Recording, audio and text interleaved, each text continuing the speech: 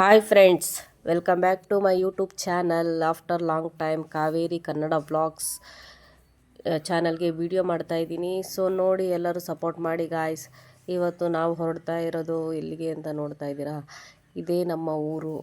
ಇದು Bellur to Bellur cross. ಅಲ್ಲಿಂದ ಆಟೋದಲ್ಲಿ ಬಂದ್ವಿ. ಬೆಳ್ಳೂರಿಂದ ಬೆಳ್ಳೂರು ಕ್ರಾಸಲ್ಲಿ ಬಸ್ ಹತ್ಕೊಂಡು ನಾನು, ನನ್ನ ಮಕ್ಕಳು, ಹಾಗೆ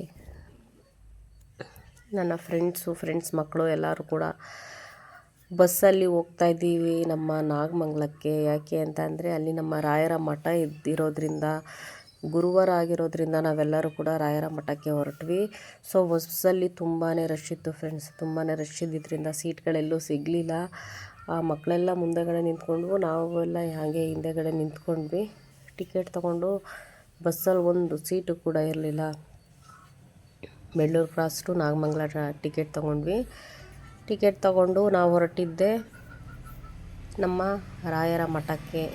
ಗುರುವಾರ ರಾಯರ ದರ್ಶನ ಮಾಡೋಣ ಅಂತ ಅಂದ್ಬಿಟ್ಟು ಹೊರಡ್ತಾ ಇದ್ದೀವಿ. ಸೊ ನೋಡಿ, ನೀವು ಕೂಡ ರಾಯರ ದರ್ಶನ ಮಾಡ್ಕೊಳ್ಳಿ.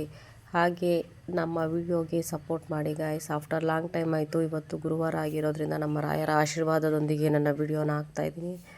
ನೋಡಿ, ಸಪೋರ್ಟ್ ಮಾಡಿ. ಓಕೆ ಫ್ರೆಂಡ್ಸ್, ಅದು ನಮ್ಮ ರಾಯರ ಮಠಕ್ಕೆ ಹೋದಾಗ ಏನೇನಾಯಿತು, ಏನು ನಡೀತು, ಯಾವ ಥರ ಪೂಜೆ ನಡೀತು, ಹಾಗೆ ತೇರು ಹೇಳಿದ್ರು ನಿಮಗೆ, ಅದೆಲ್ಲ ಕೂಡ ಲೈವಲ್ಲಿ ತೋರಿಸ್ತೀನಿ. ನೋಡಿ, ನೀವು ಕೂಡ ರಾಯರ ಆಶೀರ್ವಾದ ಪಡ್ಕೊಳ್ಳಿ.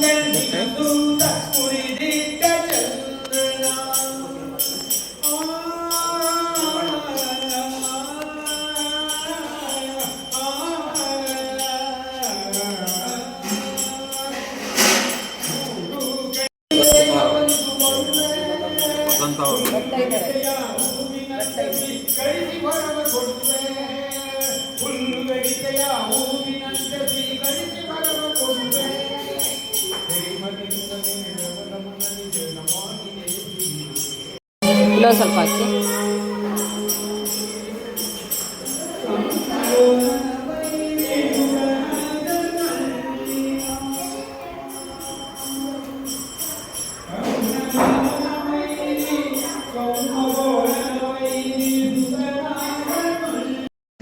ಹಾಗೆ ಪೂಜೆ ಎಲ್ಲ ಮುಗಿಸ್ಕೊಂಡು ಫ್ರೆಂಡ್ಸ್ ಪ್ರದಕ್ಷಿಣೆ ಹಾಕೋಣ ಅಂತ ಅಂದ್ಬಿಟ್ಟು ದೇವರ ಸುತ್ತ ಒಂದು 9 ಸುತ್ತು ಪ್ರದಕ್ಷಿಣೆ ಮಾಡಿದೆ. ತುಂಬಾ ಮನಸ್ಸಿಗೆ ನೆಮ್ಮದಿ ಅನಿಸುತ್ತೆ ಫ್ರೆಂಡ್ಸ್.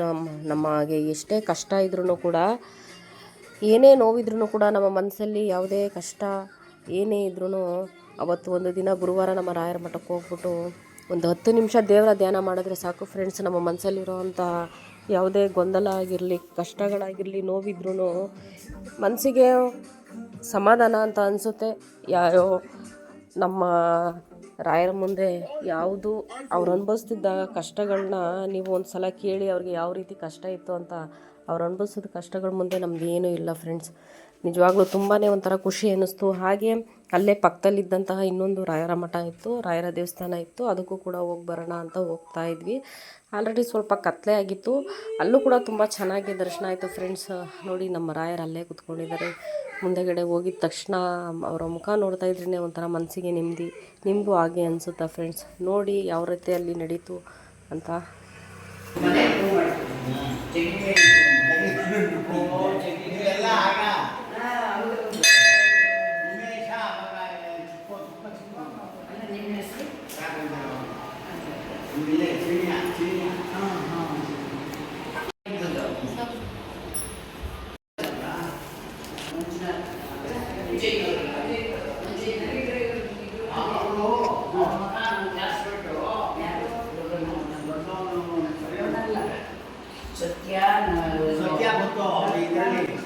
ಹಾಗೆ ಫ್ರೆಂಡ್ಸ್, ಅಲ್ಲೂ ಕೂಡ ಪ್ರದರ್ಶನ ಹಾಕ್ಕೊಂಡು ಹಾಗೆ ಅಲ್ಲಿ ತುಪ್ಪದ ದೀಪ ಅಂತ ಹಚ್ತಾರೆ. ಸೊ ನಾವು ವೀಕ್ಲಿ ಒಂದು ಟೈಮ್ ಹೋಗಿ ತುಪ್ಪದ ದೀಪ ಹಚ್ಚಿದ್ರೆ ಇನ್ನೂ ತುಂಬ ಒಳ್ಳೆಯದಾಗುತ್ತೆ ಅನ್ನೋದೊಂದು ನಂಬಿಕೆ ಇದೆ ಅಲ್ಲಿ. ನಾನು ಕೂಡ ಹೋದಾಗೆಲ್ಲ ತುಪ್ಪದ ದೀಪನ ಹಚ್ಬಿಟ್ಟೆ ನಾನು ಬರೋದು ದೇವರಿಗೆ. ತುಪ್ಪದ ದೀಪ ಹಚ್ಚಿ ನಾನು ಮನಸ್ಫೂರ್ತಿಯಾಗಿ ಪೂಜೆ ಮಾಡಿಕೊಂಡು, ಫ್ರೆಂಡ್ಸ್ ನೀವು ನಂಬ್ತಿರೋ ಬಿಡ್ತಿರೋ ಗೊತ್ತಿಲ್ಲ, ನನಗೆ ಏನಾದರೂ ಕಷ್ಟ ಅಂತ ಅನಿಸಿದ್ರೆ ನಾನು ಯಾರ ಹತ್ರನೂ ಹೇಳ್ಕೊಳ್ಳಲ್ಲ. ನನ್ನ ಮನಸ್ಸಿಟ್ಟು ನನ್ನ ದೇವ್ರ ಹತ್ರನೇ ನಾನು ಹೇಳ್ಕೊಳ್ಳೋದು. ಅದರಲ್ಲೂ ನಮ್ಮ ರಾಯರ ಹತ್ರನೇ ನಾನು ಹೇಳ್ಕೊಳ್ಳೋದು. ಏನೇ ಒಂದು ಕಷ್ಟ ಬಂತು ಅಂದರೂ ಕೂಡ ರಾಯರ ಹತ್ರನೇ ಹೇಳ್ಕೊಳ್ಳೋದು ಫ್ರೆಂಡ್ಸ್.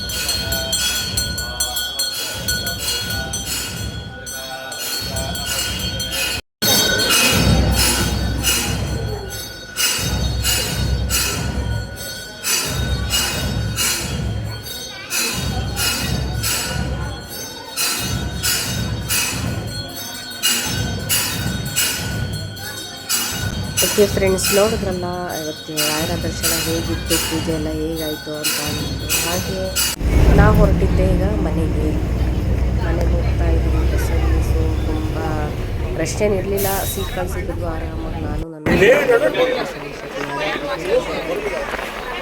ಸೊ ಎಲ್ಲ ಮುಗಿಸ್ಕೊಂಡು ಮನೆಗೆ ಹೋಗ್ತೀನಿ. ನಮಗೂ ಇಷ್ಟ ಆಗಿದ್ರೆ ಲೈಕ್ ಮಾಡಿ. ಓಕೆ ಫ್ರೆಂಡ್ಸ್, ಬಾಯ್.